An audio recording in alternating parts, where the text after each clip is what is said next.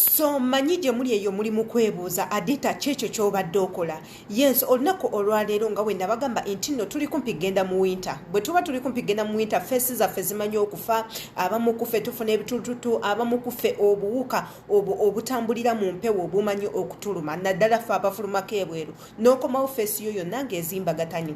Kaakati kye tugenda okubanga tukola, tugenda kubanga tukozesa amajaani tea.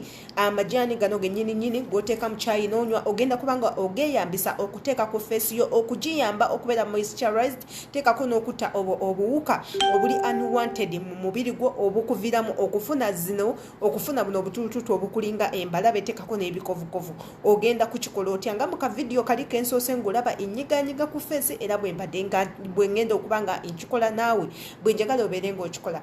Hello fam, amanya yenze Sheila Adita. Welcome back to my YouTube channel. If you haven't subscribed, please come and subscribe. Don't forget to tap the notification bell.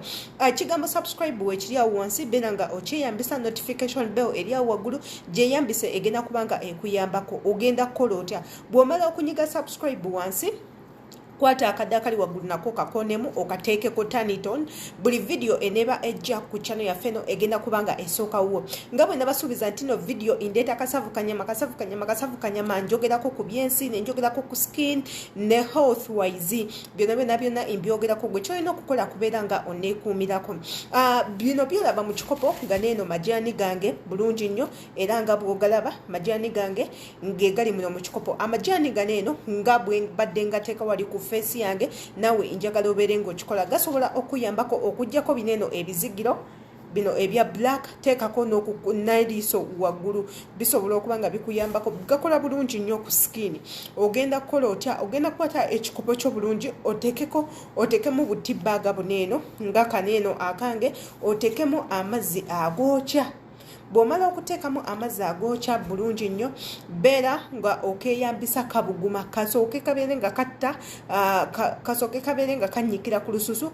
Olususu olwo dead cell eyo ebeere nga esofteninga. Ojja kuba nga okunyuulako enkuunyuule, obeere nga olabika bulungi. Amajaani ganeeno abangi nnyo bagakozesa, abamu batera gakozesa mu nviiri nga bakola masiki ya nviiri, okuggyako infections, okuggyako dead skin n'ebintu ebirala. Ne osobola ogakozesa ku face ng'ekintu ekirala kyonna. Wabula nga sinaba batwalako mu kavidiyo engeri gy'ofumbamu ganeeno amajaani, nkusaba obeere nga osubscribinga bulungi nnyo, olikinge, okomentinge. Teweerabira kumbulira gy'oli okuba nga olaba videos zange zineeno nga luli we nabalaga face yange nga bwebadde erabika.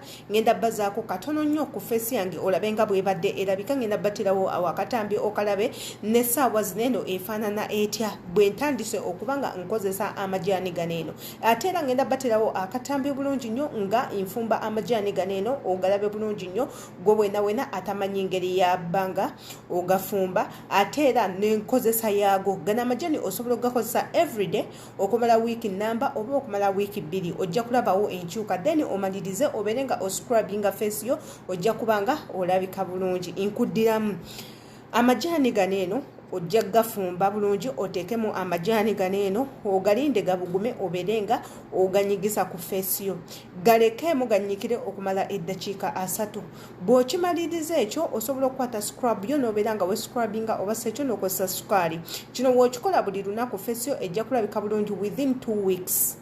Yes, ngenda balaga engeri gye tufumbamu ganeeno amajaani, then tubeere nga tukomawo. Nkusaba obeere nga weekumira ku YouTube channel yange eno. Imbaagala nnyo.